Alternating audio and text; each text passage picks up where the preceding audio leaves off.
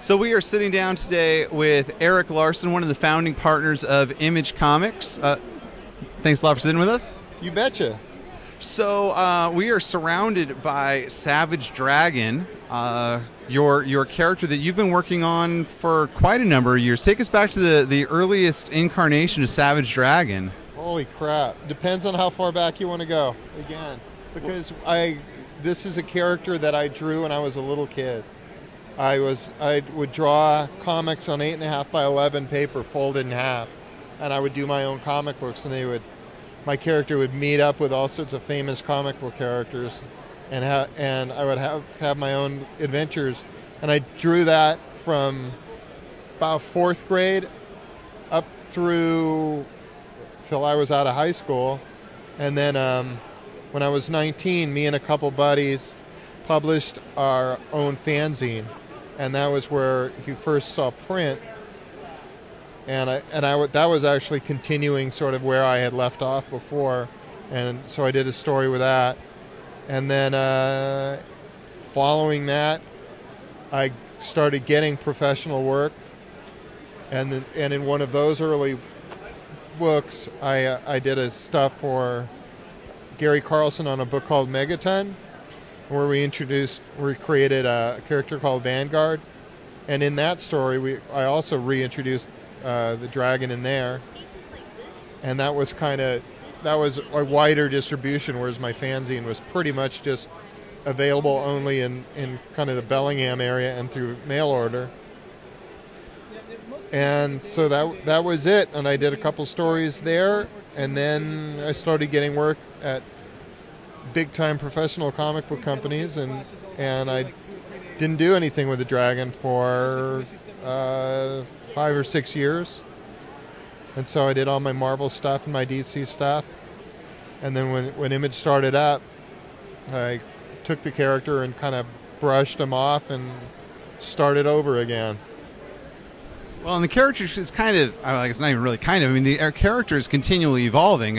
When he was first introduced in the Image books, he was an amnesiac, and he joined the police department, and since then, I mean, he has had just about everything possible happen to him, and then he got better.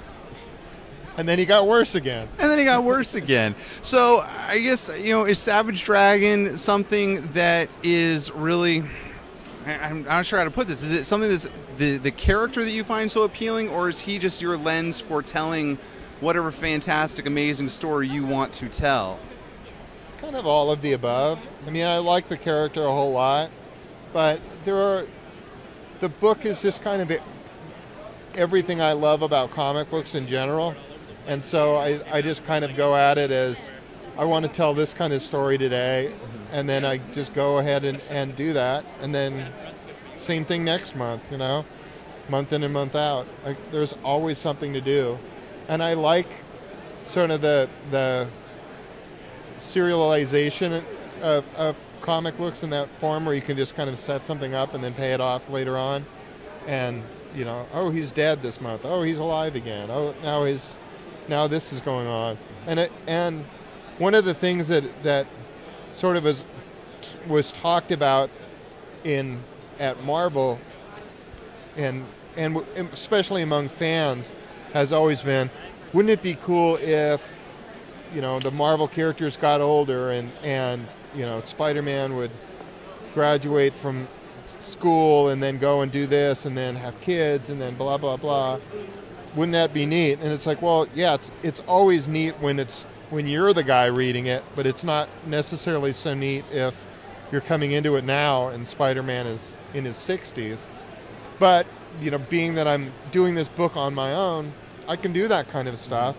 And that was kind of my goal, is to have a book where characters get older and time goes on. And when the series started, Dragon was a single guy and there was of undetermined age, and now his son is it's his son's book at this point, and his son is 14 years old, and he just sort of inherited the title, and he didn't exist when the book began, but time goes on, and It's coming in, man. and it Fills out soon. and Yeah, I mean, that's the thing, is that your book is actually progressing more or less in real time. So as a month happens in our world, a month happens in Dragon's world. So I guess, you've handed the reins over to Dragon's son. Where do you see the book going? I don't know. I kind of treat it in a way like I in real life, where you just kind of try and do the best you can with what's going on in your real life, and then things unfold, and then you deal with the repercussions of the decisions you've made over time. And I that's kind of how all of us live our lives, and none of us start off our lives going, well, this is the direction I'm headed. You might go, I know that I want to have this job, I know that I want to do this, I know that I aspire to marrying this girl, but beyond those kind of very small, the sort of grand scheme parts of our lives, we don't really know day to day what's going to happen necessarily. And I kind of approach it like that, where the characters will have their own direction. I want to do this. I aspire to do that. I want to be just like my dad. But day by day, events unfold, and you have to just kind of reel with those and deal with the repercussions of whatever decisions you made the other day. I put this person in danger. Now that person is hurt. Now what do I do because of that? How do I respond to that? How do I try and make that into a better situation? So is that how you approach it? You kind of write yourself into a bit of a corner and then go, now how do I get myself out of here? Basically, yeah. But there's still the greater, the grand scheme stuff of it. I do kind of map out a little bit more than that, but that leaves it possible for me to just do other more immediate things, where somebody will go, I just created this cool character. Oh, great! Let's do a crossover. I can fit that in here. Right. That it's not necessarily everything so set in stone that I can't move at all. Mm-hmm. It's like, well, I've got the overall picture, so as a reader, you feel like, well, there's a direction. These characters are going from A to B, but at the same time, I can, in the midst of that, do other things and have some fun with it. So,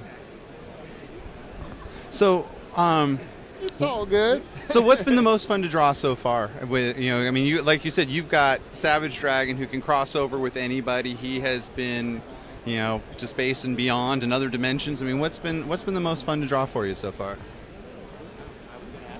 I love drawing just that guy, Mm-hmm. I did an issue where there was an evil version of that guy and a more evil version of that guy kicking the crap out of each other for an entire issue, and that was a blast.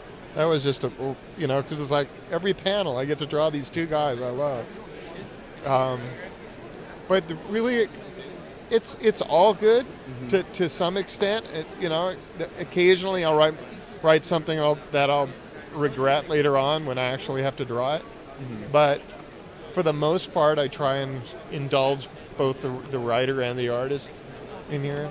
And so you kind of have the best of both worlds, being the writer and the artist and the publisher and all the other things. Yeah. There's good and bad that go along with that. The bad being that the writer part's going, I'd really like to write this kind of scene, but you don't want to try, So you just kind of have to deal with it as best you can. Savage Dragon standing in front of a row of lockers or something, yeah. Yeah, well, it's like there's not a lot of animals breaking out of the zoo, mm-hmm. That sort of thing. It's like, well, okay, I don't have to draw that. I don't want to draw that. So we don't deal with a lot of cars. Which for having it been a police book for as long as it was remarkable. All right. Well, thank you very much for sitting down with us. I really appreciate it, and have a great show. Will do. Thanks for having me.